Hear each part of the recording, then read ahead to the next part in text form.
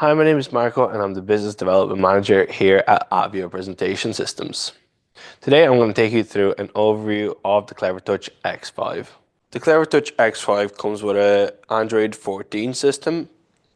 It also comes with all the usual softwares that you would get on other Clevertouch interactive displays like the Lynx whiteboard, CleverShare, CleverLive digital signage, and Clevertouch MDM. It comes with 8 gigabytes of RAM and 64 gigabytes of storage.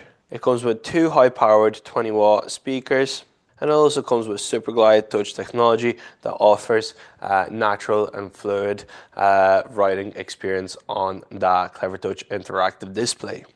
Now, the Clevertouch X5 comes in a black bezel color. At the bottom of the screen, we get 2 magnetic pads for our stylus pen. We also receive 2 stylus pens with our X5 as well. Along the bottom right side of the screen, we get our power button. We also get our HDMI input. We get our touch input as well. And we get 2 USB 3.0 inputs for easier charging for our devices or different inputs that we want to use on that Clevertouch interactive display. Along the back right side of the screen, we also receive additional inputs like our Type-C, HDMI, and etc. What I currently have on the screen at the moment, it's called CleverLive. It's the digital signage software that comes with each one of the Clevertouch interactive displays. The useful thing with CleverLive is that you're able to share your presentations either onto one device that you might have in your building or onto multiple devices that you might have in your building, meaning that we can connect a few different devices to our CleverLive account and we can display announcements, schedules, and etc. To exit out of CleverLive, I'm going to tap on the screen and that's going to take me back to my home page. When sharing my device onto the interactive display with a wire, I can use a few different input sources that we have. I can use my HDMI, which is going to give me audio and visual. We also have our display port, which is again going to give me audio and visual. And we have our VGA, which is going to give us visual. And we'd need the additional cable for our audio as well. We also have an option for our Type-C. Our Type-C is going to give us audio visual. It's also going to charge our device. And it's also going to give us two-way touch, meaning that our finger is basically the mouse and we're going to be able to annotate around our laptop from our interactive display with our finger. If I'm connecting with HDMI, VGA, or my display port, I'm also going to receive this additional cable with my interactive display. This cable comes with a USB end and it also comes with a square end. The square end would go into my interactive display and the USB end would go into my device. This is going to give me two-way touch with my inputs like HDMI, DisplayPort, and VGA. Now, if I'm looking to share my device onto my interactive display wirelessly, I can use my laptop, I can use my phone, and etc. For this instance, I'm going to use my phone. I'm going to have to download an app that's called CleverShare. I can download that from my App Store, from my Google Play Store, or on my laptop, I can download it from my browser. I have this notch at the top of my screen. I'm going to tap on that notch and I'm going to tap on view the main interface. This is going to give me a 6-digit code that I'm going to type into my CleverShare app on my device. This is going to allow me to share my device onto the interactive display, or I'm able to share the interactive display screen onto my device. So what I'm going to do is I'm going to start sharing from my phone. As you can see, I'm currently able to see what's currently happening on my device.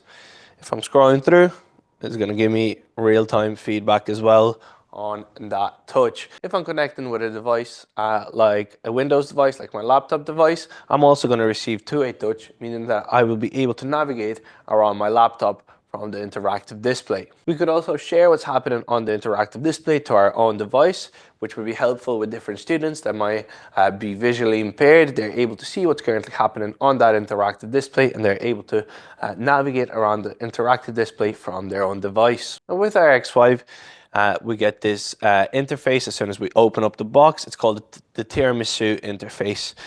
It's essentially like a Google interface since the screen is Google EDLA certified. We get a choice of a few different apps on our home screen that we can change ourselves.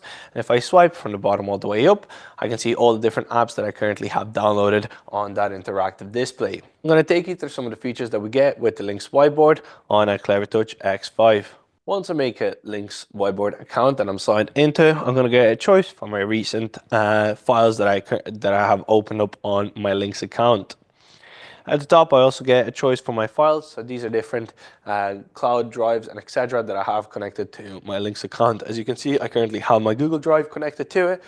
I'm able to bring in different PDF files, PowerPoint files, Word files, and etc. onto my Lynx whiteboard. If I press back out of that and I go in that 3-line menu, I can navigate to options. So we can actually change the language of our Lynx whiteboard to Irish, Spanish, and etc. We can also change the different fonts that we're going to be using when we are typing on the whiteboard with our keyboard here as well. If I tap on that plus icon, I'm able to open up a new whiteboard page. At the bottom of the page, I get 1/1. This is going to allow me to add more pages onto that whiteboard if I wish to do so. Next to that, I get my finger pointer tool. When it's selected, there's a blue line under that finger pointer tool, letting me know that that tool is currently selected. If I tap on that pen tool, the blue line is going to go under the pen tool. I'm able to access my pencil case. I'm able to change the sizes of my pens and the colors of my pens, and I'm able to start annotating on the screen. We also have different pens, like our highlighter pens. Again, we can change the color of the highlighter, and we can highlight different things on the screen. We can also use our laser pen, which is going to disappear after a few seconds on the screen. We also have different recognition tools that come with our Lynx Pro, like our text and shapes recognition tool, which is essentially going to recognize the text on the screen and is going to turn it into a font I specified in my settings. It's also going to recognize my shapes, and it's going to turn the lines into straight lines. We also have different maths tools where I can write a certain equation on the screen. I can use my finger pointer tool to select that answer, and I can reveal the answer to my class. Back into my pencil case, I also get different pens, like our rainbow pen, that anytime I lift my finger off the screen, the color of that pen is going to change. This could be very fun and useful in primary school, where the kids are going to come up to the screen and interact with the screen. I also get a choice for the animated rainbow, which is constantly going to change the color of that pen. And under that, I get a choice for my curve tool, where I can draw a line on the screen. I can use my finger pointer tool to select that line, and I can make a curve on that line. We get a choice for a T letter here as well. So it's going to give me a choice for 3 different fonts that I'm able to change with my settings icon. I'm able to tap on the screen depending on where I want to type on the screen. And I'm able to bring up my keyboard and start writing on my screen. I'm able to resize my writing, and I'm able to move it, around the screen as well. We also get a choice for our paint pot. Our paint pot is going to allow us to change the color of our background and change the color of different writings, letters, and etc. on the screen. I also get a choice for my plus icon. So with the plus icon, I'm able to bring in different content from different online sources. This is a brilliant feature that comes with the Lynx whiteboard. I'm able to bring in different photos, videos, GIFs from different online sources like Microsoft Bing, YouTube, and etc. The useful thing about this is that it's safe search, and all the YouTube videos are going to be cleansed of ads before they're shown on the screen. So for example, I can go on Microsoft Bing and I can look up Ireland map. I can drag and drop a map of Ireland. I can resize it on the screen. We can use one of our pens to start annotating around that map and to highlight different towns and etc. on that map as well. As mentioned previously, we can bring in different GIFs to keep it more interactive for the students in class. We can also use our YouTube option, where we can drag and drop a YouTube video onto the screen. We can have that YouTube video playing at the same time while we're annotating on the screen and taking notes from that YouTube video. Here I also get a choice for a little file icon. This is going to allow me to bring in different backgrounds onto the screen, like my line paper backgrounds that I'm able to resize. It's also going to allow me to bring in different shapes, like my triangle shape, for example. It's also going to allow me to bring in different objects for different subjects, like maths. I'm able to drag and drop a ruler on the screen, and I'm able to use 2 of my fingers to move that ruler around and to measure a certain side of that triangle. We can stamp that measurement on the screen and we can save it afterwards. We also get some AI features with our Lynx Pro. We're able to make different presentations depending on the topic and the age group. For our presentations, we can also generate different media from AI, from text, and we can also generate different paragraphs and etc. With Lynx AI as well. If I tap on that three-line menu, I get a few different choices on how I can save my presentation. I can share and print, essentially meaning that I can create a QR code that my students or my colleagues are going to be able to scan, and they're able to save the work that we've done onto their own device. Or under that, we have save as or save, meaning that I'm able to save it onto my cloud drive, my local storage, and etc. Using my pencil tool, I'm just going to go back to my home page. Here we have a choice for our Google Play Store. So with the Google Play Store, once we have an account and we're signed in, we can find all the different apps here that we have, all the different games that we might be able to use in our class, possibly ChatGPT and etc. On the side, our Play Store also gives us different choices for games, for example, different apps. We can also search different apps here, like games for first class, secondary school, and etc. At the bottom, we also get a few different types of games and apps that we can find. So for example, we can go into art design and we can find different apps here to design and color in on our interactive display. I can swipe from the bottom of my screen all the way up, and here I can find my different apps that I have downloaded on the screen. We also have a choice for our Finder, which is essentially our local and our cloud storage of the interactive display. So this is my local storage here at the top. As I mentioned previously, we get 64 gigabytes of local storage, so it's plenty of storage. We also get our cloud drive, so we're able to add our own cloud drive, our Google Drive or our OneDrive or our Dropbox. Once it's signed into my cloud storage, I can open up different files as my PowerPoint files, video, PDF, and etc. So for example, I'm just going to open up my PowerPoint file here. Once I have my PowerPoint file open, I'm able to play it. I'm able to either slide between different pages, or I can use my Clevertouch remote controller to skip through different pages of that PowerPoint presentation as well. I also get my annotating pen tool here on the side. It's going to give me a few quick actions that I'm able to use to navigate around the screen a little bit easier. And at the top, I get a little arrow. That's a back action, so essentially it's going to let me go out of back At the top, I get a little arrow.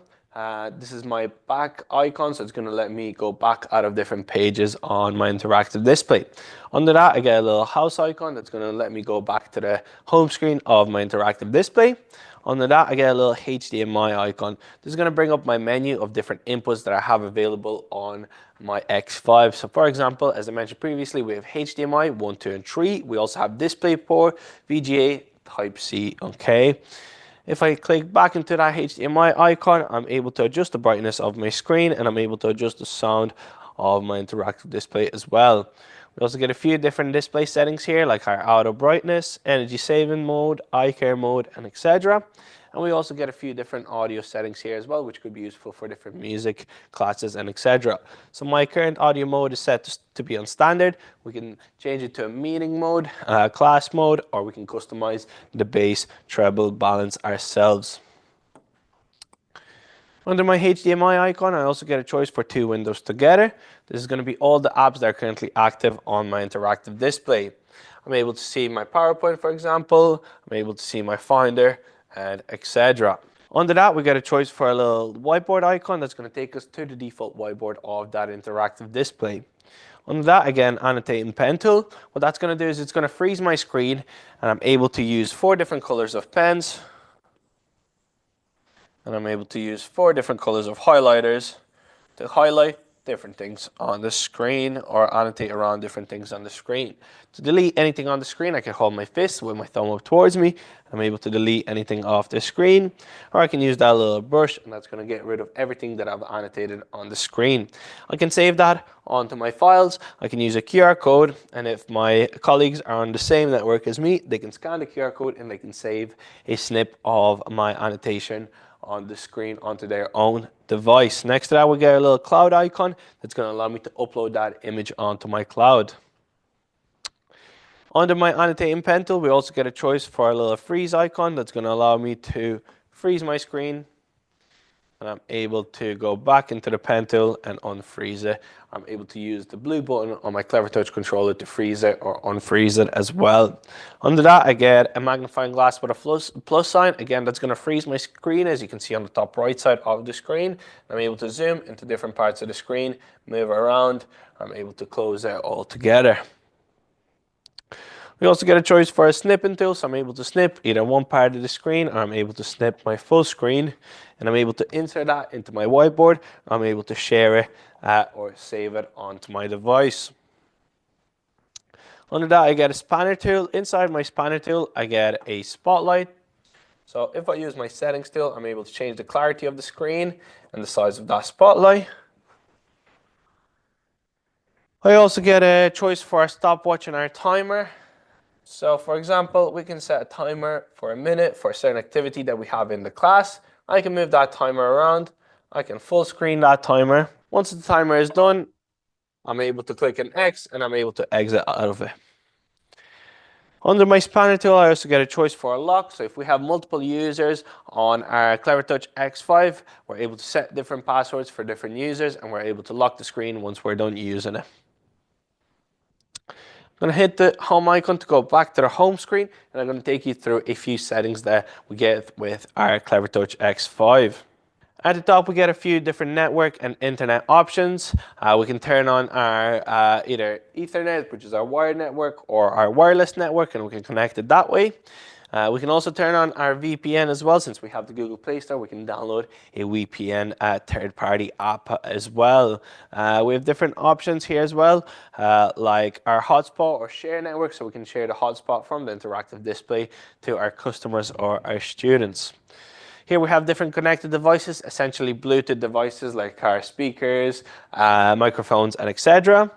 Under that, you get different apps that are currently downloaded on that interactive display. Inside here, we can give different permissions for different apps. Under that, you get your different notifications. So if you want to be notified by Google Outlook and etc., you can turn the notifications on or off.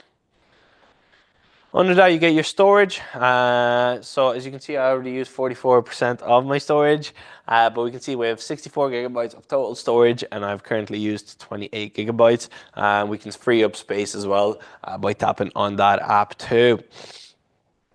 We have our different sound settings that we can pull in from our little HDMI icon as well. We also have our different display settings here, like our lock screen, and etc. We also have different themes like our dark mode theme, display size and text that we can change around, and etc. Inside my apps, I also get different default apps. So this would be the default home app. This is where we can change the home application to our education interface or our corporate interface as well. So for example, if I tap on home app, I can change it to looks for education. Now it's going to take a few seconds to change around. After it's done, I get my two side arrows, I get my bottom arrow, and I get my side arrow on the right side as well. I can search for different apps here. I can also go into my settings, and I can access the same settings again and change it to that tiramisu interface if I wish to do so. We also get our wallpaper, meaning that we can change the wallpaper around. We also have different accessibility settings here, and etc. We have different security settings here to set passwords and users. We also have different location settings where we can allow different apps to use our location. We also have our Google services and preferences. So as you can see, I'm currently signed into my Google account, so we can add in different permissions and preferences for our Google account. Inside our advanced settings, we also get different regions, different inputs and outputs where we can rename our inputs and outputs. And we also get our default home app here as well, as we do in our apps. We also get our startup and shutdown settings here as well. So it could be useful to get the screen to turn on at 9 in the morning, for example, if the school is open at 9, and if the school closes at 3 p.m., we could get the screen to turn off at 3 p.m. as well. At the bottom, we have startup and shutdown task. As you can see, I currently don't have it set up, but I can tap on plus. I can set the screen to turn on at 9 in the morning every day, Monday, Tuesday, Wednesday, Thursday, Friday. And we have a shutdown task as well. We can get it to turn off at 5 p.m. Monday, Tuesday, Wednesday, Thursday, and Friday. I can save that. Now the screen will turn on every day at 9 a.m. and shut down every day at 5 p.m. We have different administrator settings where we can enable them. We can have different settings on, like wake on LAN. So once the internet is connected to the screen, it'll turn on its own, and etc. We have our different system settings here. This is where we can also find our system updates. So it would be at the very bottom, we have our system update available here. If I check for update, it should be up to date. Yeah, so my screen is currently up to date, but yours might not be once you receive it. So just make sure you check for any system updates. And at the bottom, we also have our about settings, so different settings of our device, different versions, Android version, and etc. Thank you so much for watching the Clevertouch X5 overview. If you do have any questions or if you would like to purchase the product, please contact us on our website, avio.ie.